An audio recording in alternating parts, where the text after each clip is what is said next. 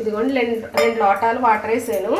వేసి అలాగే పచ్చెనపప్పు ఒక చారెడు వేసుకోవాలండి. చారెడు వేసాను. కొంచెం అదే స్పూన్లో సగానికి ఉప్పు సరిపోద్ది.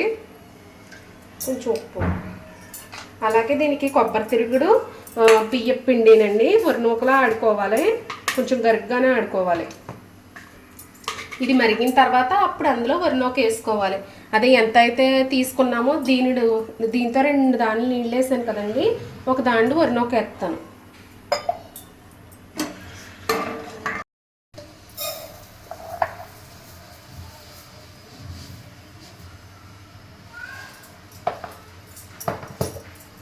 ఇదిగోండి, ఇందులో ముందుగా ఒక కప్పుడు కొబ్బరి ఇదిని వేసి కొబ్బరి తురుము వేసిన తర్వాత వరినూక వేయాలి.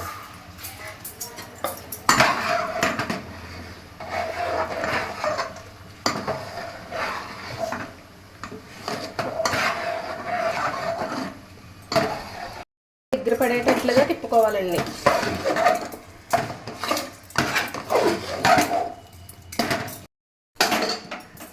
ఇదిగోండి, ఇలా దగ్గర పడ్డాక ఒక ప్లేట్లోకి తీసేసుకుని చల్లారబెట్టుకోవాలి. చల్లారబెట్టి ఉండలుగా చేసుకోవాలి. కుడుములుగా చేసుకోవాలి.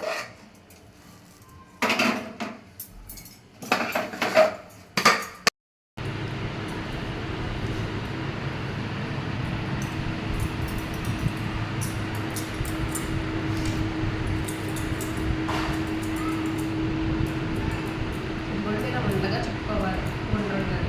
నీళ్ళు కట్ చేసుకుంటా చేసి వేడెక్కాక కుడుములని ఇందులో పెట్టేసుకోవాలండి.